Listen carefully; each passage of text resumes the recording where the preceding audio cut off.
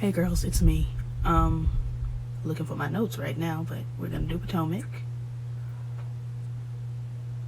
Here they are. How swift. Okay, this is gonna be a real quick review because I just don't care. Giselle calls Ashley to come and see the new house. You know, the house that Giselle has recently purchased and is in the process of what's the word? Gutting and redoing. Demolish. It's not demolishing. I can't think of the word, and I'm tired of trying. I'm tired. But she invites Ashley over to the house, so they meet up, and suddenly here's Robin. And Ashley tried to act like she was surprised. Like, girl, you at they house. We all know Robin and Giselle are married. You at these two folk house. But anyway, they walk around, they look around at the, you know, the dilapidation, as Giselle would say, in the house. And my chin is just shaped so weird. Is that a bump or what's going on here? I've got, like, there's a family butt that runs in the family, and mine is coming in. I haven't always had it, but it's coming in. It grows in as we get older. My mom has finally got hers, and it looks really good. I'm happy for her, and I'm excited for mine. My grandmother has it. My aunt has it. It comes from my great-grandfather, so. But it ain't fully in, and it just looks like I have a little soul patch. It's not. It's just. So either go in or come on out. But sweetie, that shadow, my chin just is very shadowy place.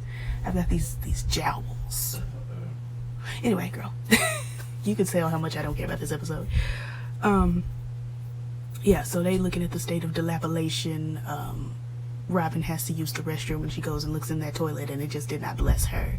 It also didn't bless me, but I'm not the type of person that pees when I'm outside. So, you know, outside of my home. I understand Robin has a long way to go, though, so she had to. Candace is house shopping. I could not possibly care. I just don't understand why she's trying to do a master bedroom for herself and one for her mother when she's so sick of her mother. And, you know, she made a quip about, my mom is here because my mom is always here, as if she didn't want her mama in town or around her. But you're preparing a house, you know, you're preparing to buy a new house with a master bedroom for both you and your husband and your mama. It don't make sense to me. There's made mention of a trust fund that she has, but she don't know what's in it or how to access it, because she tells her husband, well, I could access my trust, but I just don't want to. And then in the what do you call it, in the confessional, the producer says, well, tell us about this trust. And she's like, well, I don't know, that's my mom, you know, my mom has worked very hard for us to have a trust. I don't really know how to get. So you 30 years old and you don't have access to your trust? What is it? Usually the trust is like when you turn 18, when you turn 21, when you turn 25, you know, somewhere along those lines. But you 30, if not past 30, you don't have access to your trust? Why are you even mentioning it at this time? I may or may not have a trust as well. I really don't know for sure. My great-grandfather has made mention of me having an inheritance, but my great-grandfather is very flaky and very funny acting, and I have no access to this. I have no access to the information. So in my mind, I don't have a trust. In my mind, I'm scratching and surviving. Good times. Like, girl. Anyway, and like I've told y'all before, do not pay attention to the tape on that. The fan gets to going, honey, and she's flimsy and she moves and she wakes me up out my sleep, so I had to get real ghetto with the tape. I have clear tape here that you couldn't, which way am I going, that you couldn't see as well, but that wasn't working, so I had to put the ghetto tape on there. You'll just have to excuse it. You will. Ashley, in her confessional, says that she's not mad at Giselle because Giselle means well.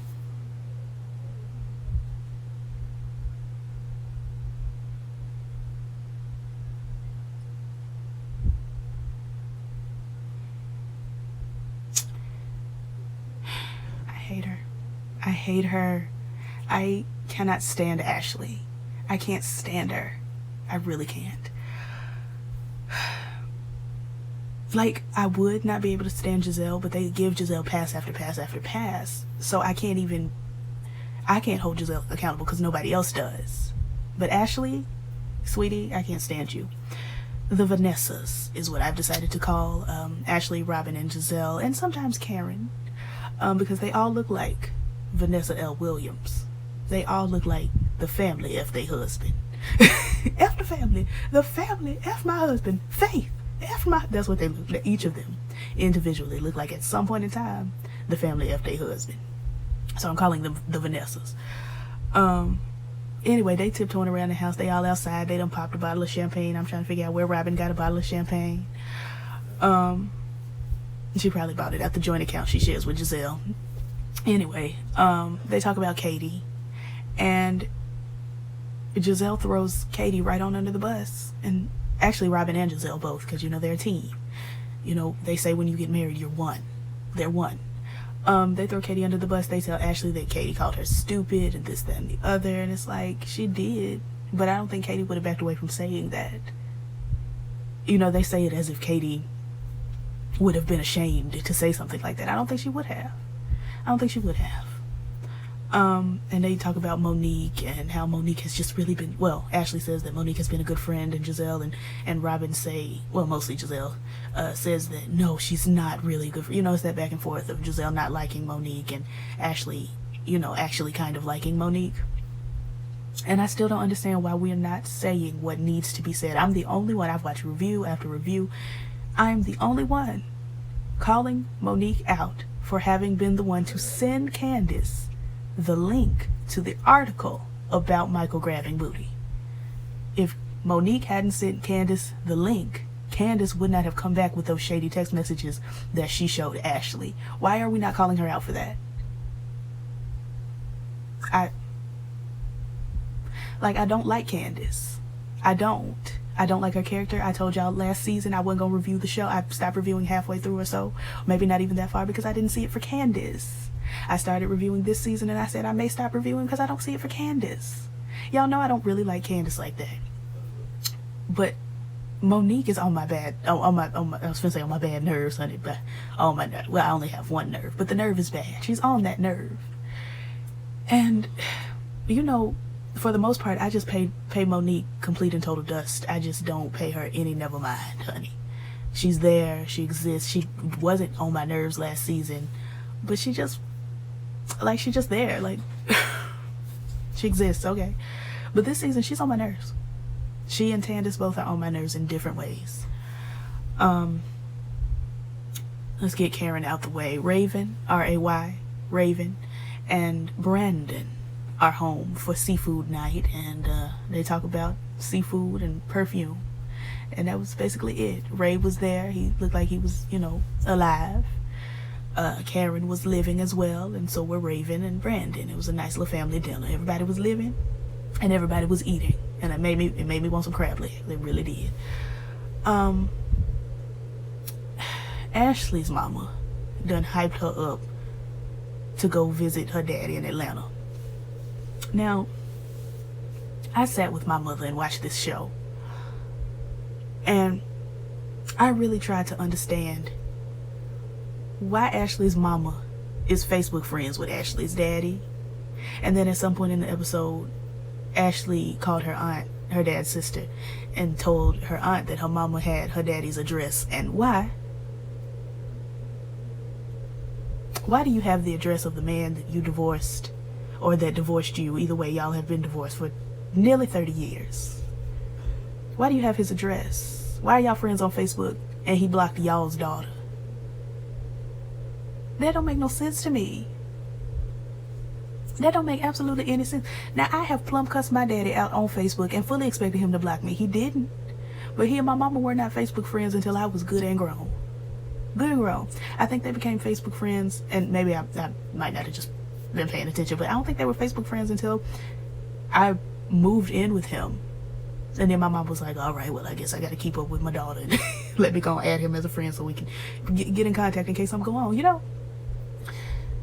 But why a man that's been out of y'all's life for nearly 30 years do you have you're friends with him on Facebook? That was weird to me. When Ashley was on her mama's Facebook stalking her daddy, that was weird. But why do you have his home address? What's going on? This man left you with this baby 30 years ago, ain't said a word. When your daughter tried to say a word to him, he blocked her. But you, girl, shut up. The iPad started blinking and dinking. He blocked y'all's daughter, but you're friends with him, and not only are you friends with him, but you are the little devil on her shoulder telling her that she needs to go reconnect with her daddy when he's already shown he don't want nothing to do with her. I'm confused. I'm real confused. I don't understand. And then we find out that the daddy ain't talking to his sister either. So he just cutting everybody off but his mama. You don't talk to your own sister but your ex-wife. Y'all friends on Facebook, and somehow she done got your address. What's going on? In the words of the historic and long deceased Marvin Gaye, what's going on? Monique, we get this whole big scene where Monique is like, girl, I think my water has broken. And Chris done called 911 and she tells him it was a prank. I hated it. I hate pranks that deal in medical emergencies. Don't have me out here thinking you done lost a finger or a toe. Don't have me out here thinking, you know, you bleeding out your eyes, ears, and nose. Don't have me out here thinking you about to die. Don't have me out here thinking you about to have a baby, you know, far too early. Don't do that. I hate those type of pranks. Now, I pranked my mama right before we started watching the show. She had just come home from church. She was fixing herself a little something to eat. And she told me, go on in my room and set up the TV, you know, and we'll watch the show. I said, okay, cool. I got in there. And as soon as I stepped into the bedroom, it was dark. I said, this is the perfect opportunity for me to sit in this dark. So I sat in the dark for a little while, about 2 minutes, and I chuckled to myself about how I was about to scare my mama. And she came in the room and she said to herself out loud, oh, she must have went to the bathroom or something. And she turned on the light and there I was, and she screamed and I cackled. Good, fun, wholesome, practical joke. I was just sitting there in the dark, boom, there I am. It wasn't, you know, mother, my teeth have fallen out of my mouth, or mother, my spleen is on the outside of my body. It wasn't something where if something actually did happen to me medically, she would be like, girl, are you for real or are you not? You joking? Is that really your nose on the floor, or is this a prosthetic? Like, girl, I don't like that. I didn't like it. I found it distasteful. Had the man calling 911, and 911 is like, well, girl, what's everybody all right? I didn't care for it. Dorothy's back, and it got on my nerves. They done went to a gala. Katie done invited everybody to a gala. Everybody's asking each other, what is this gala about? What's the tea, girl? What's the gala? What's going on here at the gala?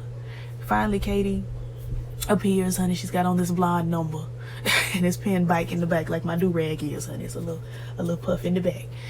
And they say, well, Katie, what's this gala about? She don't know either. She's like, who wants cocktails? Because she don't know. Nobody know. We see Dorothy and Giselle have a little conversation about how Candace is a brat. If I was Candace, I'd have been giving my mama the sidest of eyes. I'd have been looking at my mama like, girl, you trying me. Because I look at her like that all the time, because she tries me all the time. But Dorothy would have been getting some serious side-eye. And Giselle probably would have been getting some side-eye too. Y'all out here calling me a brat. A brat. Now, mind you, Candace is a brat. But I don't need my mama and my coworker cackling about whether I'm a brat or not. I don't need that. I don't. Anyway, at some point, Tanda's mama and Katie mama got together and they was bonding about being mamas and having brats and having created monsters. And I'm like, this is not... I don't want my mama to be high-fiving somebody else's mama like, girl, we done created some terrors out here in the world. Like, no. No. You think Jeffrey Dahmer's mama and John Wayne Gacy's mama in heaven like, girl, look what we made. I hate it. I really do. I really do. So the Vanessas tell Candace about how Monique leaked the text messages. And now Candace is upset.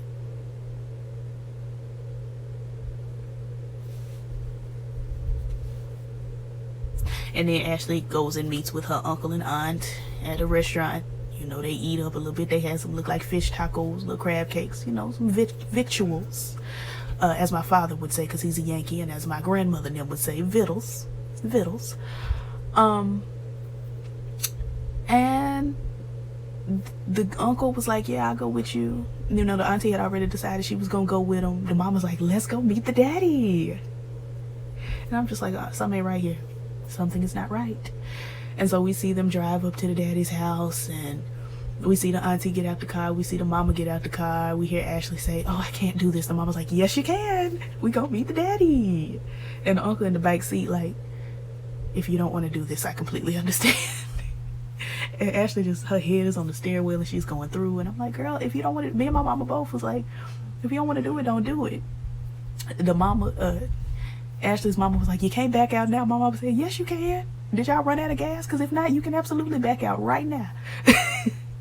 And then it's to be continued, so we gonna see where it goes next week. We hear on the little next week on Potomac little what do you call, I'm just missing all my words today, little preview for next week. We hear the auntie say, "This is your daughter." So I guess she gonna meet her daddy for real. I don't care. I don't care. I don't care. And that was the episode. Like, comment, subscribe, and all the things the YouTubers say, and I will catch y'all in the next one. Peace.